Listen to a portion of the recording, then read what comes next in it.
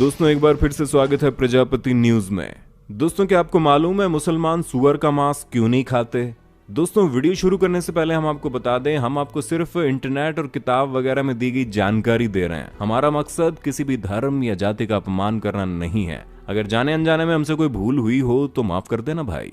दोस्तों जैसा कि हम सभी जानते हैं कि मुसलमानों का खाना पीना, उठना बैठना यानी कि हर एक चीज दीन इस्लाम के मुताबिक होती है और ज्यादातर मुसलमान अपनी जिंदगी दीन इस्लाम में बताए गए तौर तरीकों के हिसाब से गुजारना पसंद करते हैं। पर दोस्तों क्या आप ये बात जानते हैं कि इस्लाम धर्म में मांस खाना जायज बताया गया है, लेकिन यहाँ भी कुछ शर्तें हैं कि क्या चीज खाई जा सकती है और क्या चीज नहीं खाई जा सकती। ठीक उसी तरह जिस तरह इस्लाम में शराब पीना सही नहीं माना जाता, वैसे इस्लाम धर्म में सुअर का मांस खाना मना है। अब इसके पीछे की असली वजह क्या है, इसे जानने के लिए मेरे यानी अपने दोस्त विशाल प्रजापति के साथ वीडियो के अंत तक बने रहना। लेकिन हाँ, वीडियो शुरू करने से पहले एक छोटी सी रिक्वेस्ट है। वीडियो के नीचे रेड कलर का सब्सक्राइब बटन दिख रहा होगा, उस पर क्लिक करके सब्सक्राइब कर लें और साइड में बेल आइकॉन भी दिख रहा होगा, उस पर भी क्लिक कर लें ताकि आपको वीडियो मिले सबसे पहले। दोस्तों हम आपको बता दें, मुसलमानों की सबसे पवित्र किताब कुरान पाक के सूरा 2 आयत 173, सूरा 5 आयत 3 के साथ साथ और भी कई आयतों के जरिए आदेश दिए गए हैं कि मुसलमानों को ऐसे किसी भी जानवर का मांस नहीं खाना चाहिए जो हलाल ना हो। ऐसे में अब कौन सा जानवर है जो इस्लाम में हराम बताया गया है? दोस्तों कुरान शरीफ में इस बात का जिक्र किया गया है कि मरे हुए जानवरों का मांस खाना हराम है। ऐसा जानवर जो किसी वजह से मर गया हो, जैसे कि एक्सीडेंट या फिर बीमारी वगैरह से मरने वाले जानवरों का मांस खाने से इस्लाम धर्म को मानने वाले लोगों को मना किया गया है। दोस्तों सूरा 5 आयत 3 में लिखा है कि उसने तुम्हें केवल मना किया है मृत पशु, खून, सुअर का मांस और वो सब जिसमें अल्लाह के अलावा किसी और का नाम हो। हालांकि किसी की मजबूरी है तो बिना इच्छा किए उस पर कोई बात नहीं है, क्योंकि अल्लाह वाकई में रहमत करने वाला और माफ करने वाला है। दोस्तों यहाँ पर खास तौर पर सुअर के मांस को न खाने की हिदायत दी गई है। लेकिन दोस्तों क्या आपको पता है, बाइबल में भी सुअर के मांस को खाने की मनाही है और बुक ऑफ लेविटिकस के चैप्टर नंबर 11 और वर्स नंबर 7 में सुअर को न खाने का उल्लेख है। अब ये दोनों ही धार्मिक किताबें सुअर के मांस को न खाने को कहती हैं, तो आखिर सुअर के मांस खाने में समस्या क्या है? तो दोस्तों इस चीज का जवाब सुअर के कैरेक्टर में छुपा हुआ है, क्योंकि सुअर एक मौका परस्त जानवर है जो कुछ भी मिलने पर खा लेता है, फिर चाहे वो पेड़ पौधे हो या फिर मरे हुए जानवर का सड़ता हुआ मांस हो या फिर मल ही क्यों ना हो।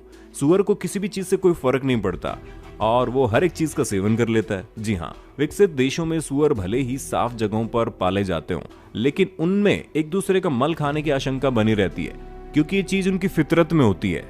गांव और देहात में जहां लोगों के लिए आधुनिक शौचालय नहीं है, लोग इसी कारणवश खुले में शौच करते हैं और सुअर को कुछ ना मिलने पर सुअर उसका सेवन भी कर लेते हैं। अब आप समझ गए कि सुअर किस लेवल तक की चीजें खा सकते हैं। हालांकि कुछ लोग तो ये तर्क देते हैं कि ऑस्ट्रेलिया जैसे देशों में सुअर का पालन पोषण बेहद ही साफ तरीके से होता है और हम इस चीज को मानते भी हैं कि हो सकता है साफ सुथरी जगह पर सुअर को एकदम अनुकूल वातावरण में रखा जाता हो, उसका पूरा ध्यान रखा जाता है। लेकिन आप चाहे इन्हें साफ रखने की कोशिश क्यों ना करें, पर प्राकृतिक रूप से इन्हें गंदगी ही पसंद आती है।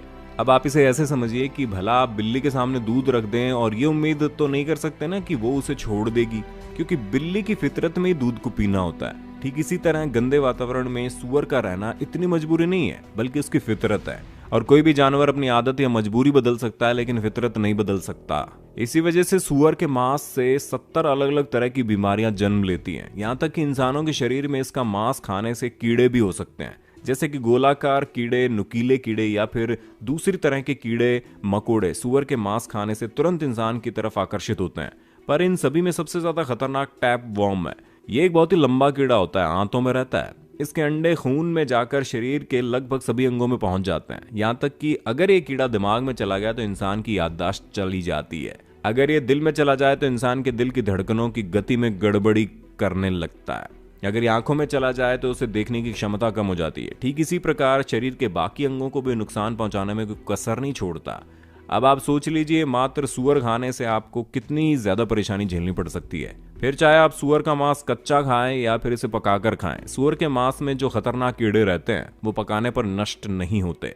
साथ ही सूअर का मांस खाने वाले लोगों को कोलेस्ट्रॉल की भी प्रॉब्लम हो सकती है। और दोस्तों 50 से ज्यादा अमेरिकन हाइपरटेंशन और डिप्रेशन के शिकार हैं, जिसका बड़ा कारण उनका खान पान है, जिसमें सूअर का मांस सबसे बड़ी भूमिका निभाता है। इन्हीं सब वजहों से कुरान पाक में सूअर के मांस को खाना गलत बताया गया है। हालांकि सूअर को न खाने की कुरान पाक में मनाही का ये कारण भी हो सकता है, सूअर पानी बहुत ज्यादा पीते हैं। जहां नन्हे बच्चों को दूध पिलाने वाली मादा सूअर दिन में 30 लीटर पानी पी जाती है और नर सूअर कम से कम 18 लीटर पानी पीते हैं। ऐसे में जब इस्लाम धर्म की शुरुआत हुई तो वहां पर पानी की बहुत किल्लत थी, इसलिए सूअर को न पालने की हिदायत दी गई है। तो दोस्तों हमें पूरी उम्मीद है कि इस वीडियो में आप सभी के सवालों का जवाब मिल गया होगा। बाकी आपका इस विषय पर क्या कहना है कमेंट में बताइए, और ऐसे इंटरेस्टिंग वीडियोस को लगातार देखते रहने के लिए हमारे चैनल प्रजापति न्यूज को लाइक, शेयर और सब्सक्राइब तो कर देना। हम फिर मिलेंगे नई वीडियो में, तब तक के लिए जय हिंद, जय भारत। दोस्तों आपकी स्क्रीन पे 2 और वीडियोस दिख रही हैं, जिसे देखने के लिए आप इस स्क्रीन पर क्लिक करें। दोनों देखिएगा, बहुत अच्छी वीडियो बनी है।